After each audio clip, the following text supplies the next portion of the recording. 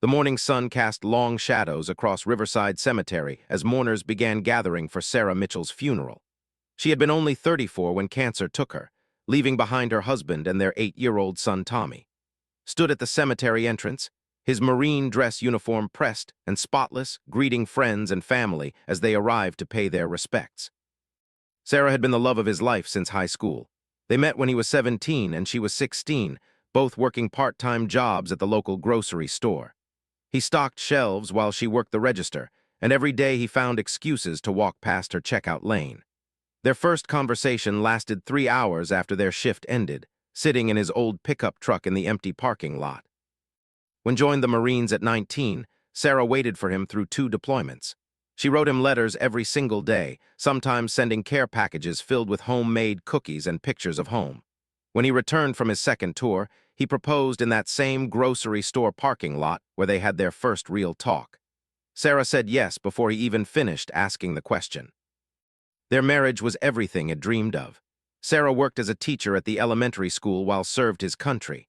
They bought a small house with a white picket fence, and Sarah planted roses in the front yard. When Tommy was born, thought his life was perfect. Sarah was an amazing mother, patient and loving, always finding creative ways to teach their son about the world. But then came the diagnosis, stage 4 pancreatic cancer. The doctors said she had maybe 6 months. Sarah fought like a warrior for 8 months, going through chemotherapy and radiation, took leave from the Marines to care for her, and together they made every day count. They took Tommy to Disney World, had picnics in the backyard, and spent countless hours just talking and holding hands. The last week was the hardest. Sarah could barely eat, and the pain medication made her sleep most of the day. But she still managed to smile when Tommy showed her his drawings from school. She still told she loved him every morning when she woke up and every night before she closed her eyes. On the day she died, Sarah waited until Tommy was at school and was sitting beside her bed. She squeezed his hand and whispered, "Take care of our boy. Make sure he knows how much I loved him."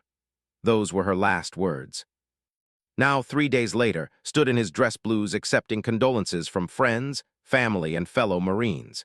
His commanding officer, Colonel Richardson, had driven down from the base to pay his respects. Several Marines from his unit were there too, men who had served alongside him in Iraq and Afghanistan. The funeral service was beautiful. Sarah's favorite hymns filled the small chapel, and the pastor spoke about her kindness and dedication to her students. Delivered a eulogy that brought tears to every eye in the room.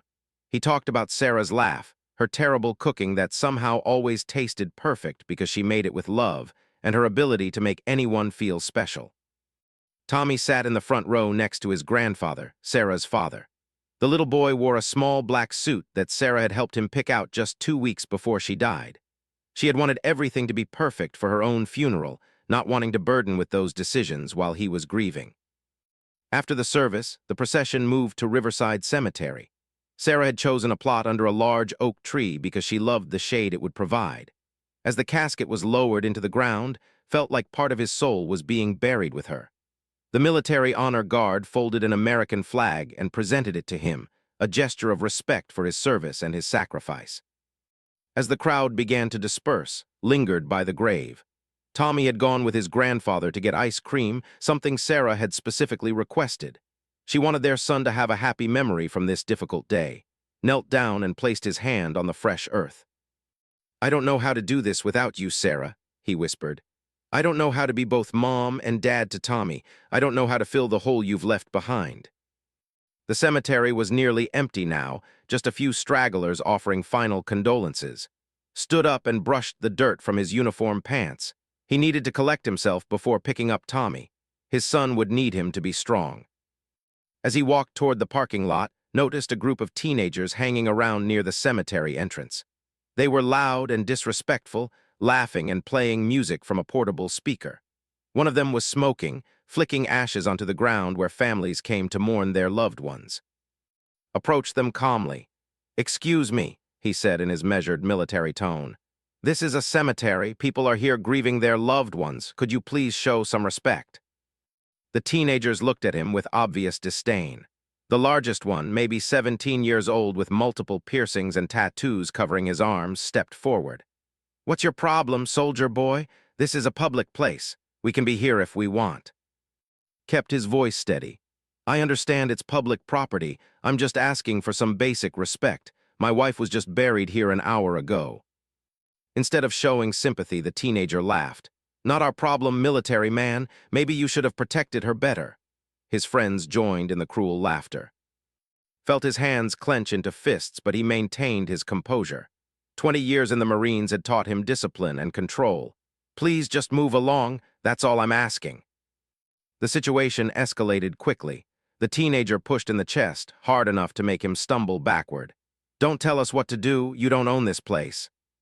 Straightened his uniform and took a deep breath. "Son, you don't want to do this. Not today, just walk away." But the teenager wasn't done. He pushed again, this time harder. The other teens formed a circle around them, clearly enjoying the confrontation. Someone pulled out a phone and started recording. Had been trained to de-escalate situations like this, but grief and exhaustion were wearing down his usual restraint. "Back off," he warned. "I don't want any trouble, but I won't let you disrespect my wife's memory." The teenager made a critical mistake. He spat in his face and called Sarah a name so vile that saw red. Without thinking, his military training kicked in. He grabbed the kid by the shirt and pushed him backward, not hard enough to hurt him seriously, but enough to make his point clear. That's when everything went wrong. One of the other teenagers must have called 911, because within minutes, police sirens were wailing in the distance. The teens scattered like cockroaches when the lights come on, leaving standing alone in his dress uniform, still processing what had just happened. Officer Daniel Brooks was the first to arrive on the scene. He was young, maybe 25, and looked nervous as he got out of his patrol car. A call about a disturbance at a cemetery involving a man in military uniform had put him on edge. Raised his hands immediately, showing he wasn't a threat. "Officer, there's been a misunderstanding. I was just asking some kids to show respect at my wife's funeral." But Officer Brooks had already made up his mind about what he was dealing with. The teenagers who had called it in described an aggressive military veteran who had attacked them unprovoked. They painted as unstable and dangerous, playing into every stereotype about combat veterans with PTSD. "Sir, I need you to get on your knees and put your hands behind your head," Officer Brooks commanded, his hand hovering near his weapon. Couldn't believe what was happening.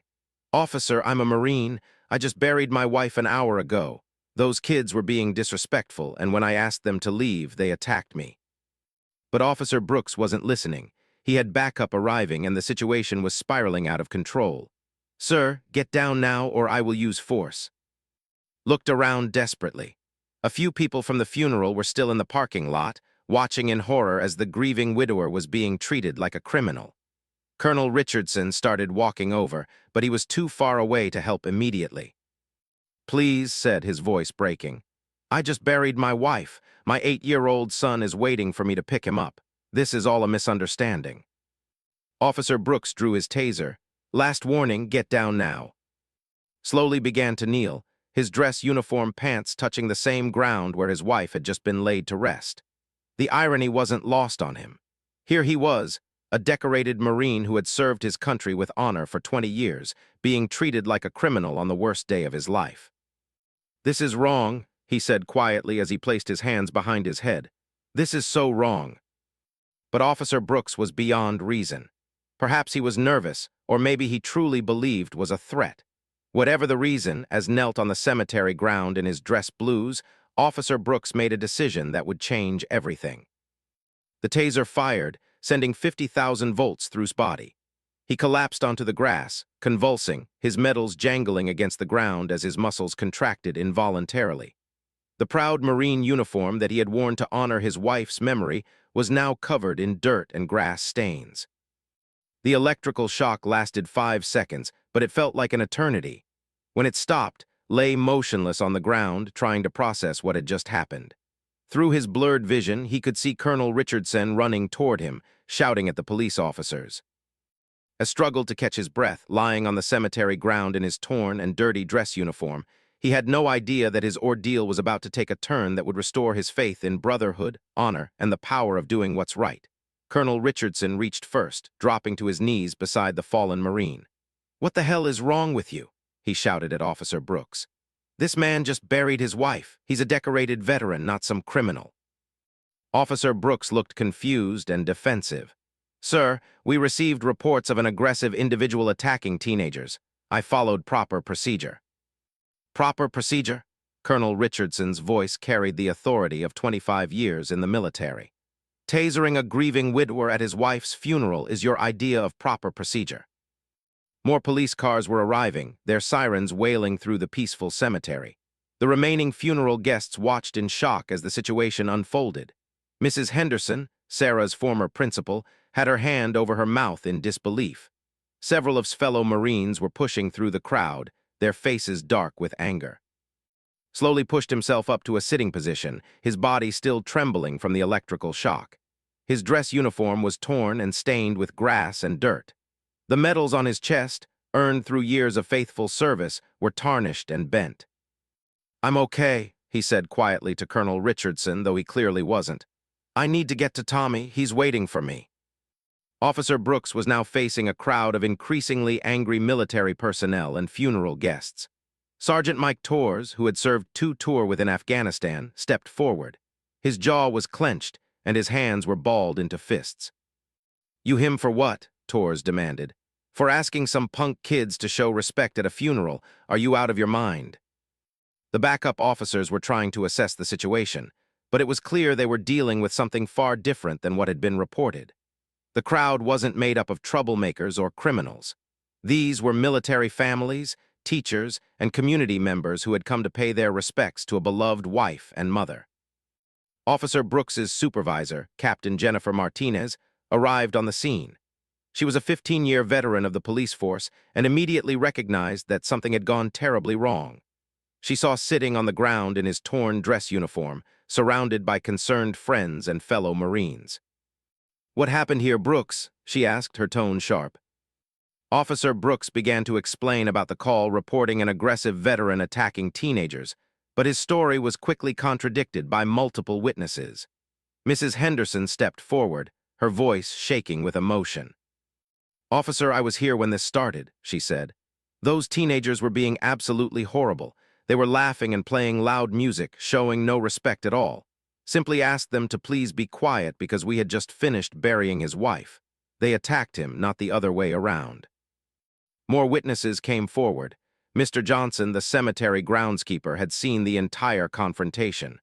"The military man was nothing but polite," he said. "Those kids were the ones causing trouble. They pushed him first." Captain Martinez looked at Officer Brooks with growing anger. "Did you verify the situation before using your taser?" Brooks stammered. "The caller said the man was aggressive and dangerous. They said he was a veteran with PTSD who had snapped." "And you believed that without investigating?" Captain Martinez was incredulous. "You a man at his wife's funeral based on a phone call from teenagers." Meanwhile was trying to stand up. His legs were still unsteady, and Colonel Richardson had to help support him. The emotional weight of the day, combined with the physical trauma of being, was overwhelming, but his primary concern wasn't for himself. "I need to call Tommy's grandfather," he said. "They're waiting for me to pick up Tommy. He can't see me like this." Sarah's father, Robert, was already on his way back to the cemetery. Tommy had asked why police cars were at Mommy's funeral, and Robert had made an excuse about them just checking on traffic. But when he couldn't reach on his phone, he knew something was wrong. The crowd around was growing larger and more supportive. Word was spreading through the community about what had happened. Sarah had been a beloved teacher and was well known as a devoted husband and father. The idea that he had been treated this way on the day of his wife's funeral was sparking outrage throughout the town. Captain Martinez was now taking statements from witnesses and reviewing the body camera footage from Officer Brooks. What she saw made her stomach turn. The video clearly showed attempting to de-escalate the situation with the teenagers. It showed him being pushed and spat upon. And it showed him kneeling peacefully when ordered to do so, only to be without warning. "Brooks, you're suspended pending a full investigation," she said. "This is completely unacceptable." But the damage was already done.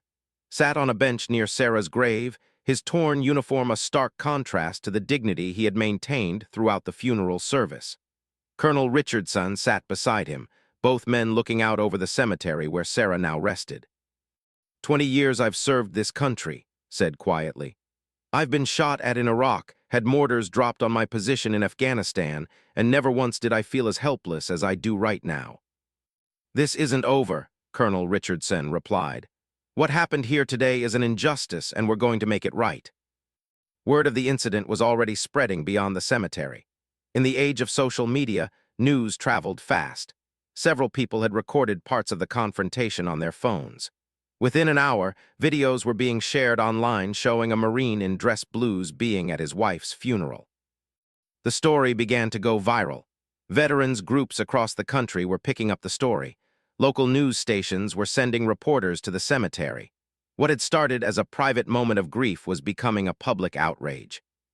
Tommy's grandfather arrived with the 8-year-old boy just as Captain Martinez was finishing her preliminary investigation. Robert took one look at his torn uniform and immediately understood what had happened. He quickly ushered Tommy away before the boy could fully process the scene. "Daddy looks hurt," Tommy said, his voice small and confused. "Why are there police cars at Mommy's funeral?" Robert's heart broke for his grandson. The boy had already lost his mother, and now he was seeing his father humiliated on what was supposed to be a day of remembrance and respect for Sarah's life. Managed to pull himself together enough to approach his son.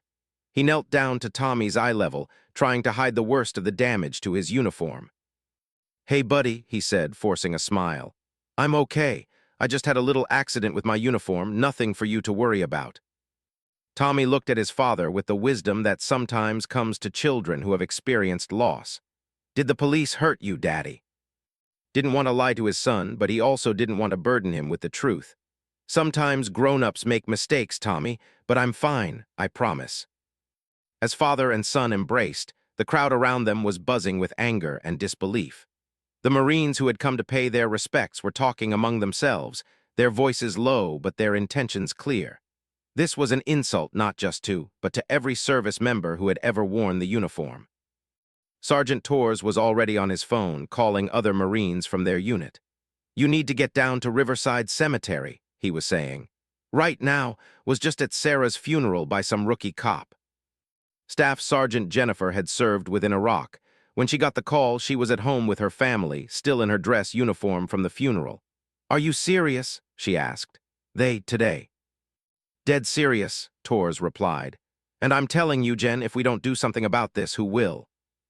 Within minutes, phones were ringing throughout the military community. Marines, soldiers, sailors, and who had known or Sarah were getting the news. Many of them had left the funeral before the incident occurred, but now they were hearing about the injustice that had taken place. The story was also reaching veterans organizations and military advocacy groups. The social media posts were being shared thousands of times, with hashtags like Justice for and Honor Our Veterans trending locally. Was unaware of the growing support network rallying around him. He was focused entirely on comforting his son and trying to maintain some dignity in front of Tommy. But around him, a movement was building. Captain Martinez had completed her preliminary investigation and approached with genuine remorse. "Mr. Mitchell, I want to personally apologize for what happened here today. Officer Brooks acted inappropriately and will face disciplinary action. This should never have happened, especially not on such a difficult day for you and your family." Nodded, but his focus was on getting Tommy away from the scene. "I just want to take my son home," he said. "We've been through enough today." "Of course," Captain Martinez replied. "You're free to go. Again, I am truly sorry for this incident." Az and Tommy walked toward the parking lot, followed by Robert and the remaining funeral guests. None of them noticed the growing number of vehicles converging on the cemetery. Military personnel from 3 different bases were on their way. Veterans from across the region were dropping everything to come show their support. The afternoon sun was beginning to set as buckled Tommy into his car seat. The boy was exhausted from the emotional day, and his eyes were heavy with sleep. Looked back at Sarah's grave one more time, the fresh flowers already wilting in the afternoon heat. "I'm sorry, Sarah," he whispered. "This isn't how today was supposed to end." But even as drove away from the cemetery, thinking the worst day of his life was finally over, something extraordinary was beginning to happen. The military community that had supported him and Sarah throughout her illness was mobilizing in a way that would restore faith, demonstrate the true meaning of brotherhood, and show that sometimes, when civilians fail to do what's right, warriors step up to protect their own. 7 minutes after drove away from Riverside Cemetery, the first convoy of military vehicles turned onto Cemetery Road. Sergeant Torres had put out the word through every military network he could access, and the response was overwhelming. Staff Sergeant Jennifer arrived first, still wearing her dress uniform from the funeral. She parked her truck and walked directly to Sarah's grave, where the flowers from the service were still fresh. Behind her, more vehicles were arriving every minute. Corporal David pulled up in his pickup truck with 3 other Marines from the base. Master Sergeant arrived with his wife, both of them in full dress uniform. Within 10 minutes, over 30 military personnel had gathered around Sarah's grave site. But they weren't alone. Word had spread through the veteran community like wildfire. Vietnam veterans, Gulf War veterans, Iraq and Afghanistan veterans were all making their way to the cemetery. Men and women who had never met personally came simply because they understood that an attack on one veteran was an attack on all of them. The cemetery manager, Mr., watched in amazement as the parking lot filled with cars, trucks, and motorcycles. Many of the vehicles had military license plates or veteran bumper stickers. He had worked at Riverside Cemetery for 15 years and had never seen anything like this. Colonel Richardson, who had stayed behind to handle some administrative details with the police, was astounded by what he witnessed. "I've never seen a response like this," he told Captain Martinez, who was still on scene documenting the incident. The gathering wasn't organized by any official military command. There were no orders given, no official summons issued. This was purely a grassroots response from service members and veterans who felt compelled to show solidarity with one of their own. Staff Sergeant took unofficial command of the situation. She had served 3 tours overseas and was respected throughout the military community. Standing near Sarah's grave, she addressed the growing crowd. "Brothers and sisters," she began, her voice carrying across the cemetery grounds. "We're not here for revenge. We're not here to cause trouble. We're here to show respect for Sarah Mitchell's memory and to demonstrate that when one of our own is wronged, we stand together." The crowd included active duty personnel from all branches of the military, as well as veterans spanning generations. There was Samuel, an 80-year-old World War II veteran who had driven 40 miles to be there. There was Maria, an Army nurse who had served in Afghanistan. There was James Butler, a Navy SEAL who had been friend since boot camp. As more people arrived, they formed a respectful perimeter around Sarah's grave. Nobody was loud or disruptive. They simply stood in silent solidarity, their presence speaking louder than any words could. The local news media had caught wind of the story and were beginning to arrive. Channel 7 news reporter was the first journalist on scene. She approached Staff Sergeant carefully, understanding the sensitive nature of the situation.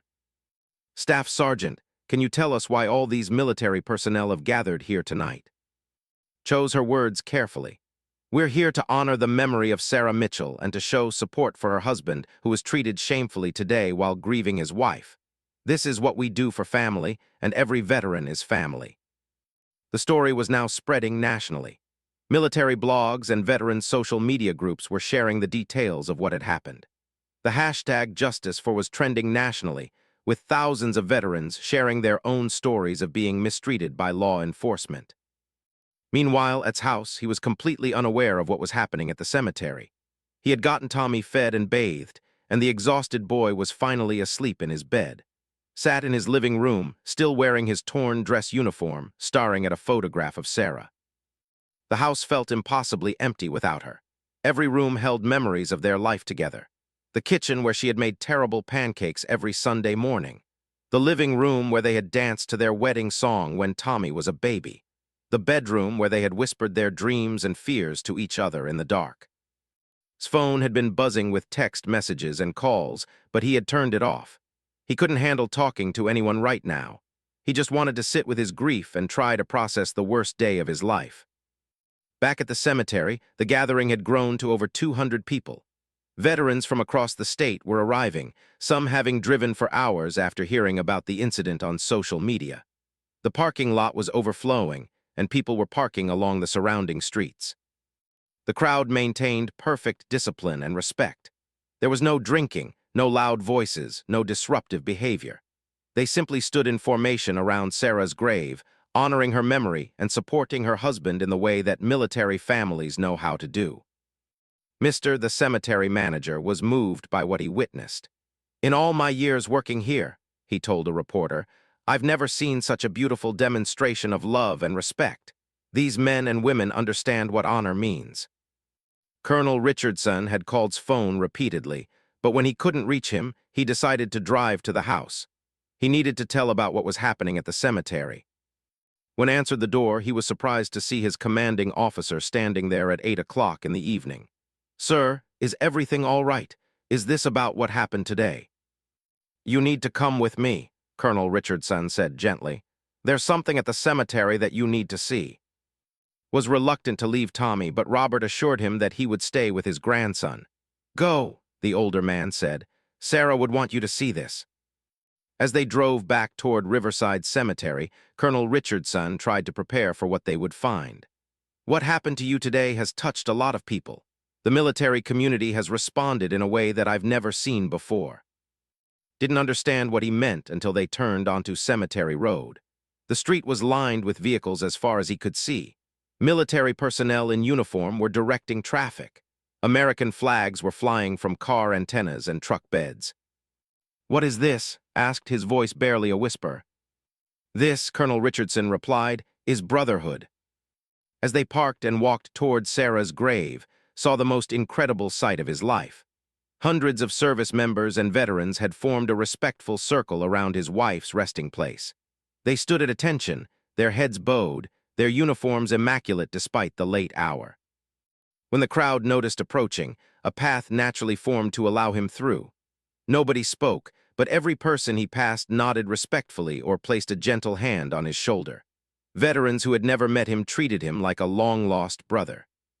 Staff Sergeant met him at the edge of the circle around Sarah's grave. She said softly, "We're here for you and for Sarah. What happened today was wrong, and we want you to know that your military family stands with you." Looked around at the faces surrounding him. There were teenagers who had recently enlisted and elderly veterans from wars fought decades ago. There were officers and enlisted personnel, active duty and retired, men and women from every branch of service. "I don't understand," he said, his voice thick with emotion. "Why are you all here?" Sergeant Torres stepped forward. "Because you would do the same for any of us. Because Sarah was family and your family. Because sometimes the civilian world forgets what honor and respect mean, but we never do." As stood beside his wife's grave, surrounded by hundreds of his brothers and sisters in arms, he felt something he hadn't felt since Sarah's diagnosis.